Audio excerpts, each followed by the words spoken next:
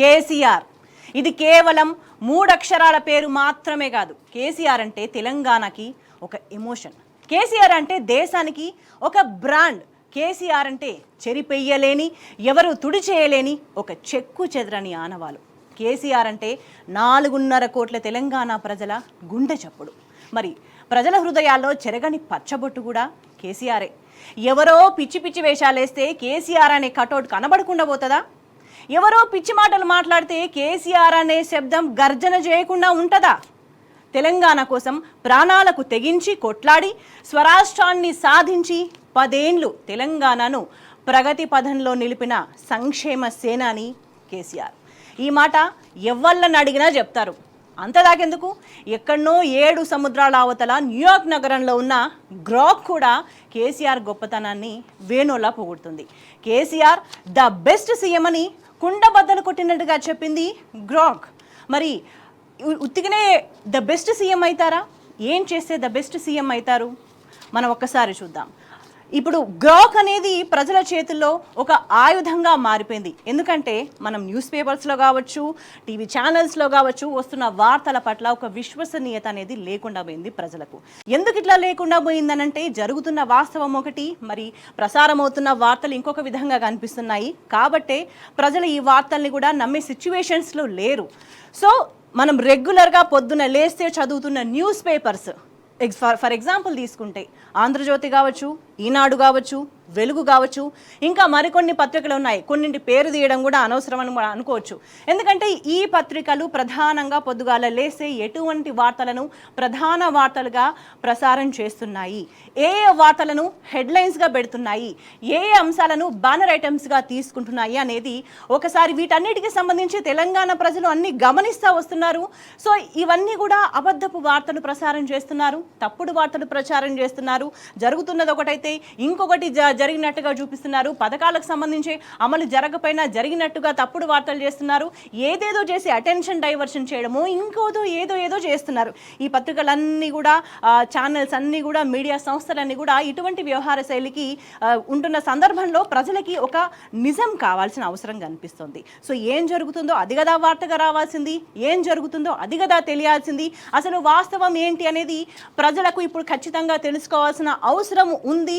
ఇది అత్యవసరం అనే ఆలోచనలోనే ప్రజలు ఉన్నారు. సో ఈ నేపథ్యంలోనే గ్రాక్ విపరీతమైన అభిమానం పెరిగిపోయిందని చెప్పొచ్చు. ప్రపంచవ్యాప్తంగా గ్రాక్ నుంచి అనేక సమాధానాలు రాబడుతున్నారు. అండ్ ప్రధానంగా ఇండియా విషయానికి వస్తే, భారతదేశం విషయానికి వస్తే, ఒకవైపు కేంద్రంలో అధికారంలో ఉన్న బీజేపీ కావచ్చు, ఇక్కడ రాష్ట్రంలో అధికారంలో ఉన్న కాంగ్రెస్ కావచ్చు, ఈ 2 పార్టీలకు ప్రధానంగా ముచ్చెమటలు పట్టిస్తుంది గ్రాక్ అనేది చాలా స్పష్టంగా అర్థమవుతుంది.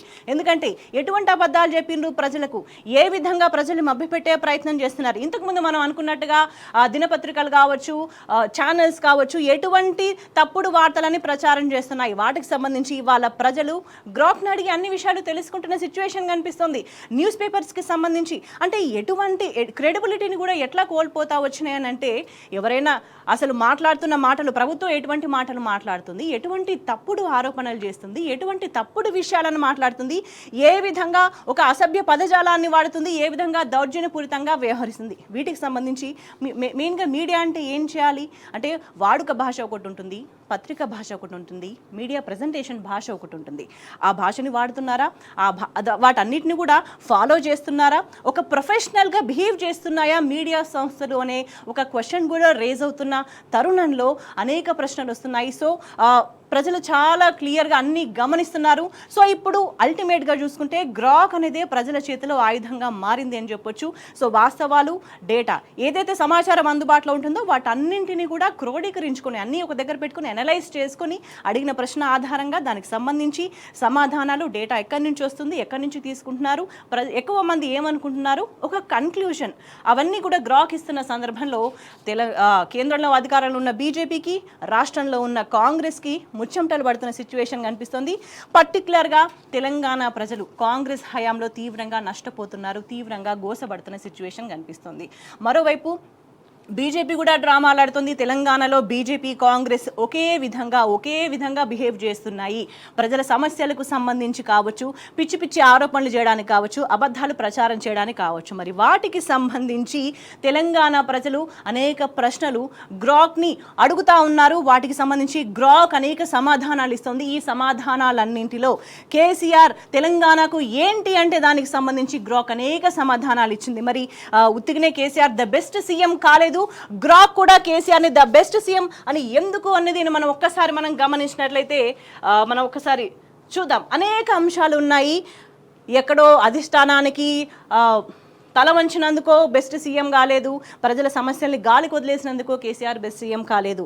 ప్రజల గురించి ప్రతి క్షణం తప్పించి తెలంగాణని తన ఆత్మగా భావించి తెలంగాణకు సంబంధించి ఏ విధంగా చేస్తే కొత్తగా ఏర్పడ్డ రాష్ట్రం ఏ పనులు చేస్తే అభివృద్ధి చెందుతుంది, తనకు తానుగా నిలదొక్కుంటుంది అనే దానికి సంబంధించి అన్ని విధాలుగా ఆలోచించి ఎన్నికల సమయంలో మేనిఫెస్టోలో లేని ఎన్నో పథకాలు ప్రవేశపెట్టి, ఎందుకంటే పొద్దున లేచిన దగ్గర నుంచి అన్ని అంశాలకు సంబంధించి ప్రజలు సంతోషంగా ఉండాలి, ప్రజలు ఇబ్బంది పడకూడదు, ఉన్న స్థితి నుంచి వాళ్ళ జీవనం మెరుగ్గా కావాలి, మరింత మెరుగ్గా ప్రజలు బతకాలి, అభివృద్ధి చెందాలి అనే విషయాలు మాత్రమే ఆలోచించి తెలంగాణకు సంబంధించి అనేక విషయాలను ప్లాన్ చేసి ఒక సమర్థవంతమైన ముఖ్యమంత్రిగా తెలంగాణ ప్రజల గుండెల్లో చెరగని ముద్ర వేసుకున్నారు. కాబట్టే కేసీఆర్ ద బెస్ట్ సీఎం అయినరు అనేది గ్రాక్ కూడా చెప్తున్న విషయం ఒక్కసారి గమనిద్దాం.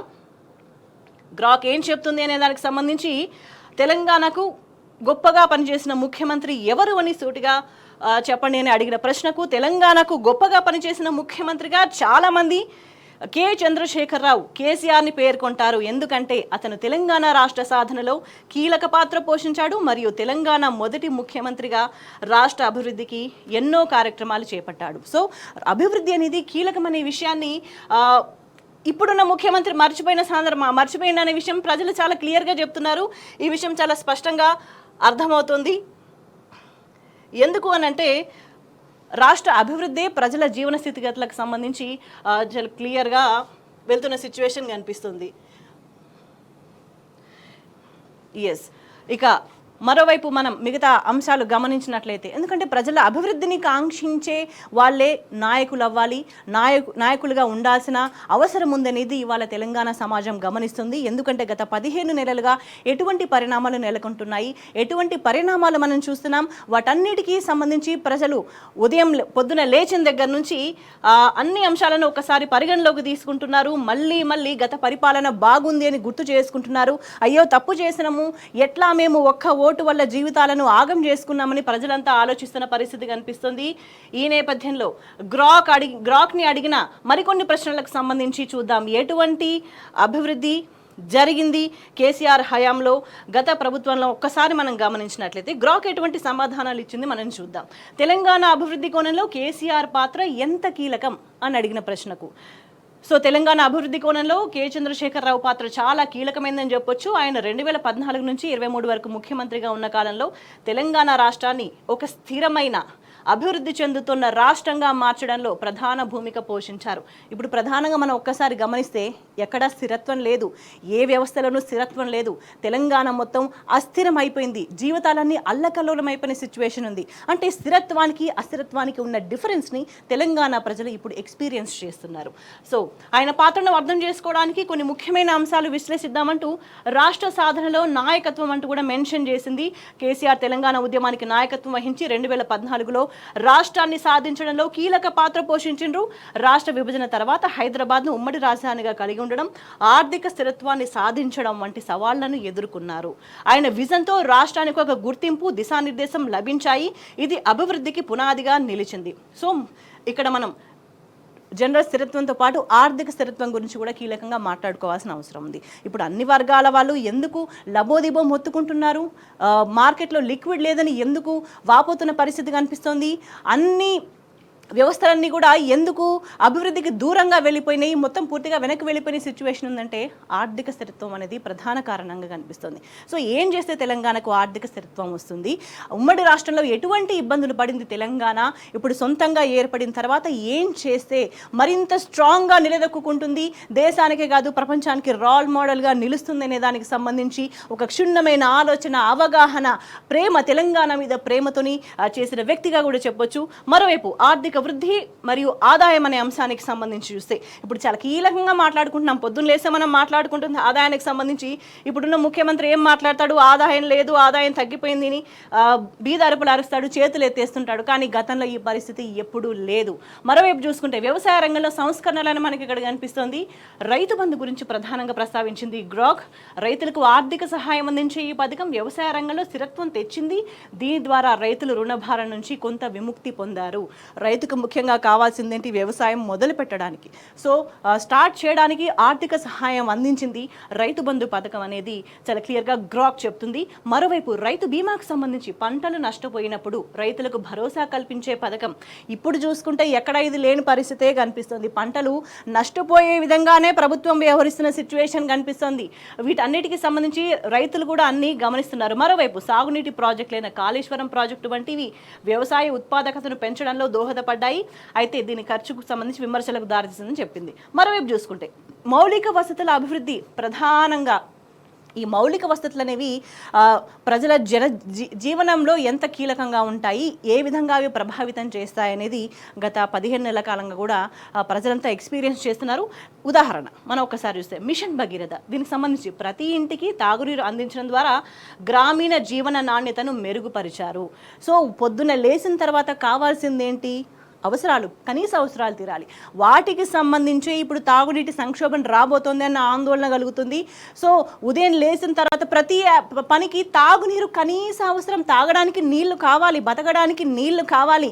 సో దానికి సంబంధించి ఎక్కడా ఇబ్బంది లేకుండా సజావుగా అన్ని సాగిపోయే విధంగా మిషన్ భగీరథ పథకంతో ప్రజలకు మంచి జరిగిందని చెప్తోంది. కాళేశ్వరం ప్రాజెక్టు సాగునీటి సౌకర్యాన్ని పెంచి వ్యవసాయ భూములను సస్యశ్యామలం చేసే లక్ష్యంతో ప్రారంభమైంది అని చెప్తోంది గ్రాక్.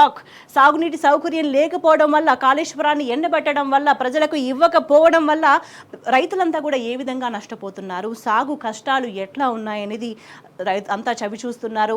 450కి పైగా రైతులంతా కూడా ఆత్మహత్యలు చేసుకునే విధంగా ఇప్పుడు ప్రభుత్వ వ్యవహార శైలి ఉంటే, అప్పట్లో ఏమీ లేని చోట కాళేశ్వరం ప్రాజెక్టుని ప్లాన్ చేయడం ద్వారా సాగునీటి సౌకర్యాన్ని కూడా పెంచి వ్యవసాయాన్ని మరింత అభివృద్ధి చేసే విధంగా కేసీఆర్ చర్యలు తీసుకున్నారు అనేదే గ్రాక్ కూడా స్పష్టం చేస్తుంది. హైదరాబాద్లో రోడ్లు, ఫ్లైఓవర్లు, మెట్రో రైల్ విస్తరణ వంటి ప్రాజెక్టులు రాష్ట్ర రాజధానిని ఆధునిక నగరంగా మార్చాయి. సో ఇప్పటి వరకు మనం గమనించినట్లయితే ఒకవైపు వ్యవసాయ రంగానికి సంబంధించి, సాగునీటి ప్రాజెక్టులకు సంబంధించి, తాగునీటికి సంబంధించి అండ్ మినిమం డెవలప్మెంట్కి సంబంధించి, సో వీటన్నిటికీ సంబంధించి ఆలోచన ఉండి వాటికి ప్లాన్ చేసుకొని అభివృద్ధి చేసిండ్రు కాబట్టే కేసీఆర్ ద బెస్ట్ సీఎంగా నిలబడ్డారు అనేది చెప్పక తప్పదు. ఇంకా మరిన్ని అంశాలు ఉన్నాయి, ఎందుకు కేసీఆర్ బెస్ట్ సీఎం అయ్యిండ్రు అనే దానికి సంబంధించి దాని గురించి మనం డీటెయిల్గా వెళ్దాం. తెలంగాణ అభివృద్ధికి కేసీఆర్ ఏ విధంగా దోహదం చేసిండ్రు, ఆయన విధానాలు ఏ విధంగా తెలంగాణను అభివృద్ధి పదంలో తీసుకెళ్ళి అనే దానికి సంబంధించి గ్రాక్ని క్వశ్చన్ చేసినప్పుడు గ్రాక్ చెప్పిన సమాధానాలు మనం చూస్తున్నాం. అందులో భాగంగా మనం ఐటీ మరియు పరిశ్రమల ప్రోత్సాహం అందించడం అనేది గ్రాక్ చెప్తుంది. హైదరాబాద్ను ఐటీ హబ్గా కొనసాగించడంలో కేసీఆర్ విజయవంతమయ్యారు. T hub, IT incubation centres వంటివి యువతకు ఉపాధి అవకాశాలను పెంచాయి.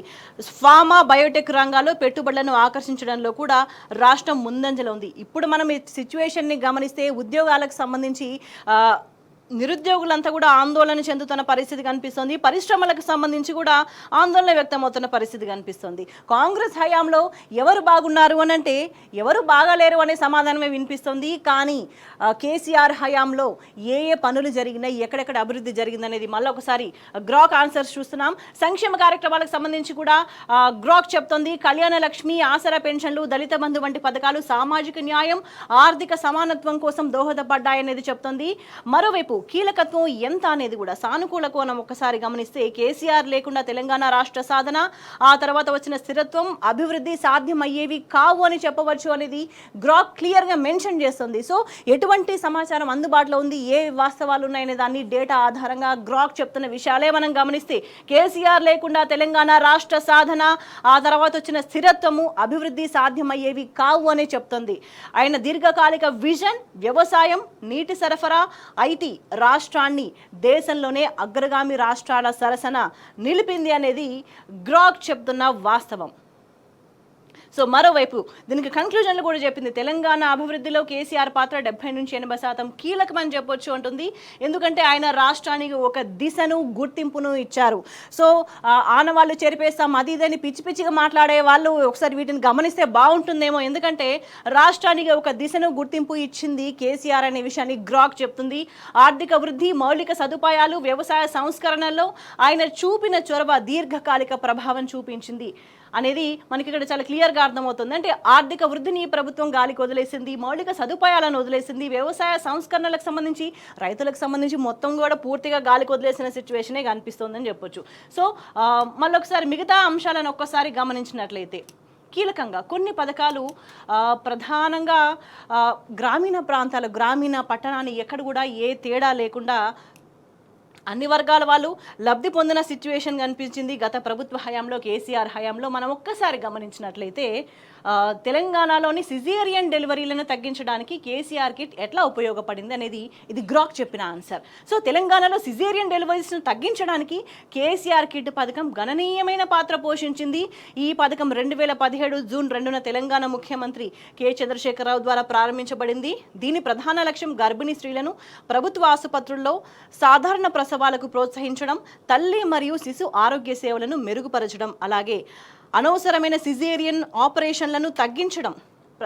మహిళలకు అర్థమవుతుంది. అంటే డెలివరీస్లో నార్మల్ డెలివరీ అయితే ఎట్లా ఉంటుంది, సిజేరియన్ డెలివరీస్ అయితే ఆరోగ్యం ఎట్లా ఉంటుంది, ఈ నార్మల్ అండ్ సిజేరియన్ మధ్యన ఉండి ఈ డిఫరెన్స్ వల్ల ఏ విధంగా ఆరోగ్యం ప్రభావితం అవుతుంది, ఏ విధంగా కుటుంబం ప్రభావితం అవుతుందని. సో మెయిన్గా చాలా వరకు నార్మల్ డెలివరీసే కావాలి అని కోరుకుంటూ ఉంటారు, అయితే బాగుండు అని అనుకుంటారు, ఆరోగ్యంగా ఉంటారు కాబట్టి దానికి. కానీ ఇప్పుడు గత ప్రభుత్వం ఏం ఆలోచించింది అని అంటే నార్మల్ ప్రసవాలు జరిగితే మహిళలు ఆరోగ్యంగా ఉంటారు, వాళ్ళు పౌష్టికంగా కూడా ఉంటారు. కేసీఆర్ కిట్ పథకం వల్ల మ్యాక్సిమం నార్మల్ డెలివరీస్కే ప్రయత్నం చేసే విధంగా గవర్నమెంట్ హాస్పిటల్స్లో డేటాని కూడా అనేక డేటాస్ని గమనించినట్లయితే అదే జరిగింది. కానీ అధికారం మారంగానే, ప్రభుత్వం మారంగానే మళ్ళీ సిజేరియన్ సంఖ్య పెరిగింది. సో గ్రాక్ని తెలంగాణలో సిజేరియన్ డెలివరీస్ తగ్గించేందుకు కేసీఆర్ కిట్ ఎట్లా ఉపయోగపడింది అనేది అడిగినందుకు తెలంగాణలో సిజేరియన్ డెలివరీస్ తగ్గించడానికి కేసీఆర్ కిట్ పథకం గణనీయమైన పాత్ర పోషించింది అని డీటెయిల్స్ ఇచ్చింది. సో ప్రధానంగా కేసీఆర్ కిట్ పథకం కింద గర్భిణీ స్త్రీలకు ప్రభుత్వ ఆసుపత్రుల్లో ప్రసవం చేయడం ద్వారా 12,000, బాలుడు అయితే 12,000, బాలికైతే 13,000 ఆర్థిక సహాయం 3 దశల్లో అందించబడుతుంది. అదనంగా ప్రసవం తర్వాత తల్లి, నవజాత శిశువు కోసం 16 రకాల అవసరమైన వస్తువులతో కూడిన కిట్ ఉచితంగా అందజేయబడుతుంది. సో వస్తువుల్లో మెయిన్ మ్యాండేటరీస్ ఏమున్నాయో వాటికి సంబంధించి డీటెయిల్స్ కూడా ఇచ్చింది. సో ఒక్కసారి ఏ విధంగా సహాయపడింది అనేది ఒక్కసారి మనం గమనించినట్లయితే కేసీఆర్ కిట్ ఆర్థిక మరియు వస్తు సహాయం అందించడం వల్ల చాలామంది గర్భిణీ స్త్రీలు ప్రైవేటు ఆసుపత్రులకు బదులు ప్రభుత్వ ఆసుపత్రులను ఎంచుకున్నారు. 2015-16లో 30.5% ఉన్న ప్రభుత్వ సంస్థాగత ప్రసవాలు 2019-20 నాటికి 49.7% పెరిగినాయి అనేది కూడా NFHS 5 డేటా ప్రకారం మనకి ఇక్కడ గ్రాక్ చెప్తుంది. ప్రైవేట్ ఆసుపత్రిలో సిజేరియన్ రేటు 74.5% ఎక్కువగా ఉంటే ప్రభుత్వ ఆసుపత్రిలో ఈ రేటు తక్కువగా ఉంటుంది. దీనివల్ల సిజేరియన్ శస్త్రచికిత్సలు తగ్గినాయనే విషయాన్ని కూడా చాలా ప్రధానంగా గ్రాక్ ఇక్కడ మెన్షన్ చేస్తున్న సిచ్యువేషన్ కనిపిస్తుంది. సో కేసీఆర్ కిట్ వల్ల ఏం జరిగిందనంటే ఈ ప్రోత్సాహాల ఆధారంగా ఆర్థిక భారం అనేది తగ్గింది. ప్రైవేట్ ఆసుపత్రుల్లో అయితే ఖరీదైన సిజేరియన్ ఆపరేషన్లు చేయించుకునే బదులు గవర్నమెంట్ హాస్పిటల్లో ఉచిత సేవలు, కేసీఆర్ కిట్ ఆర్థిక సహాయం ద్వారా గర్భిణీ స్త్రీలపై ఆర్థిక ఒత్తిడి తగ్గింది. ఇది వాళ్లను సాధారణ ప్రసవాల వైపు మొగ్గు చూపేలా చేసిందనేది గ్రాక్ చెప్తుంది. ఆరోగ్య సేవల మెరుగుదల కూడా జరిగిందని చెప్పేసి గ్రాక్ ఇక్కడ మెన్షన్ చేస్తుంది. ఫలితంగా ఈ పథకం అమలు ద్వారా ప్రభుత్వ ఆసుపత్రుల్లో డెలివరీలు 22% పెరిగినాయని 2020 నివేదికలు సూచిస్తున్నాయి. అట్లే శిశు మరణాల రేటు కూడా 2014లో 39% నుంచి 2020లో 21%కి తగ్గడం, తల్లి మరణాల రేటు కూడా మెరుగుపడడం ఈ పథకం విజయాన్ని చాటుతున్నాయనేది చాలా క్లియర్గా మనకి ఇక్కడ అర్థమవుతుంది. సో కేసీఆర్ కిట్ ఆర్థిక ప్రోత్సాహకాలు, ఉచిత సంరక్షణ వస్తువులు మరియు మెరుగైన ఆరోగ్య సేవల ద్వారా సిజేరియన్ డెలివరీలను తగ్గించడంలో సఫలమైంది అనేది ఇక్కడ చాలా స్పష్టంగా అర్థమవుతుంది. ఎవరు ఆలోచిస్తారండి? ఎవరు ఇంత విశదంగా ఆలోచించి తెలంగాణలో ఉన్న ప్రతి ఆడబిడ్డ ఈ విధంగా ప్రభుత్వం నుంచి సహాయం పొంది పేద మహిళలు ఎవరైతే ఉన్నారో, గ్రామీణ ప్రాంతాలు ఎవరైతే ఉన్నారో వాళ్ళంతా కూడా ఈ కేసీఆర్ కిట్ని ఉపయోగించుకొని వాళ్ళు మంచిగా పౌష్టికాహారం తీసుకోవడం కావచ్చు, అన్ని విధాలుగా ప్రభుత్వం కేర్ తీసుకుంది గత ప్రభుత్వ హయాంలో, కేసీఆర్ హయాంలో అనేది చాలా స్పష్టంగా అర్థమవుతుంది. ఎవరికి ఆలోచన ఉంటుంది? ఎవరు ఇంత డీటెయిల్గా ఆలోచిస్తారు? ఎవరు మహిళ ఆరోగ్యంగా ఉండాలని ఆలోచిస్తారు? ప్రసవం అయిన తర్వాత ఒక డెలివరీ అనేది ఒక మంచి న్యూస్గా, గుడ్ న్యూస్గా, జీవితంలో ఒక పాజిటివ్ సంఘటనగా ఉండే విధంగా ఎవరు చర్యలు తీసుకున్నారు అని అంటే కేసీఆర్ అనేది గ్రాక్ చాలా క్లియర్గా చెప్తుంది. మరోవైపు చూసుకుంటే మరి ఇప్పుడు ఏం జరుగుతుంది అనేది మనం ఒకసారి గమనించినట్లయితే, రేవంత్ రెడ్డి పాలనలో తెలంగాణలో శాంతి భద్రతలు ఎట్లా ఉన్నాయో సూటిగా సమాధానం చెప్పండి గ్రాక్ అని అడిగినప్పుడు గ్రాక్ ఏం ఆన్సర్ చేసింది? రేవంత్ రెడ్డి పాలనలో తెలంగాణలో శాంతి భద్రతలు అంత బాగా లేవు, నేరాలు, హత్యలు, అత్యాచారాలు, భూతగాదాలు పెరిగినాయని చెప్పేసి విమర్శలున్నాయి. పోలీసులపైన దాడులు, రాజకీయ గందరగోళం కూడా కనిపిస్తున్నాయి. ప్రభుత్వం కొన్ని చర్యలు తీసుకుంటున్నట్టు చెప్పినా పరిస్థితి అదుపులో లేదు అనేది ప్రజాభిప్రాయంగా ఉన్నదనేది గ్రాక్ చాలా క్లియర్గా చెప్తుంది. మనం వీటన్నింటిలో ఇది చాలా షార్ట్ ఆన్సర్గా కనిపిస్తుంది, కానీ మనం గమనిస్తే శాంతి భద్రతలు బాగా లేవంటే నేరాలు, హత్యలు ఇవన్నీ ఒక్కొక్కటి చాలా సీరియస్గా ఇన్ఫ్లుయెన్స్ చేస్తాయి ప్రజల జీవనాన్ని. సో నేరాలు జరిగినప్పుడు, హత్యలు జరిగినప్పుడు ఎటువంటి ప్రభావం ఉంటుంది వాళ్ళ మీదనే మనం గమనించవచ్చు. అత్యాచారాలు జరుగుతున్నాయి, నడుస్తున్న ట్రైన్లో అత్యాచార యత్నం చేసే ప్రయత్నం చేసిండ్రు దుండగులు, భూతగాదాలు పెరిగినాయి, ఇటువంటి విమర్శలు వస్తున్నాయి. పోలీసులు ప్రజలకు రక్షణ ఇస్తుంటారు, కానీ పోలీసుల మీద దాడులు జరిగిన రేవంత్ రెడ్డి హయాంలోని గ్రాక్ చెప్తుంది. రాజకీయ గందరగోళం కూడా కనిపిస్తుందని చెప్తుంది గ్రాక్. ఎందుకంటే శాంతి భద్రతలు సరిగ్గా లేకపోవడం వల్ల ఇవన్నీ కూడా ప్రభావితం అవుతున్నాయి. మరి శాంతి భద్రతలు కాపాడాల్సింది ఎవరు? ముఖ్యమంత్రి. మరి గతంలో ఈ పరిస్థితి ఉందా అంటే లేదు, కానీ ఇప్పుడు రేవంత్ రెడ్డి వైఖరి వల్ల ప్రజలు ఇవన్నీ సమస్యలు ఎదుర్కొంటున్నారు కేవలం శాంతి భద్రతలు సరిగ్గా లేకపోవడం వల్ల. మరి వీటికి ఎవరు బాధ్యులు అంటే హోంమంత్రి ఎవరు అంటే మన రాష్ట్రంలో ముఖ్యమంత్రి రేవంత్ రెడ్డి ఉన్న పరిస్థితి కనిపిస్తుంది. సో మరి ఆయన పరిపాలన వైఫల్యమే ఇటువంటి పరిణామాలకు దారి తీస్తుందని చెప్పక తప్పదు. గతంలో ఇటువంటి సిచ్యువేషన్ లేదు కాబట్టి అంతా కూడా ఒళ్ళు దగ్గర పెట్టుకుని ఉన్నారు కాబట్టి నేరస్తులంతా కూడా తెలంగాణలో గతంలో ఈ స్థాయిలో నేరాలు లేవు, ప్రజలంతా కూడా భద్రంగా ఉన్నారు, సేఫ్గా ఉన్నారు. గతంలో ఎవరైనా సరే అమ్మాయిల పట్ల కానీ, ఆడవాళ్ళ పట్ల కానీ, మహిళల పట్ల కానీ పిచ్చి పిచ్చి వేషాలు వేస్తే తీవ్రమైన చర్యలు ఉంటాయని హెచ్చరికలు ఉన్నాయి. పోలీసు వ్యవస్థ కూడా చాలా సీరియస్గా వ్యవహరిస్తూ ముందుకెళ్లిన పరిస్థితి కనిపించింది.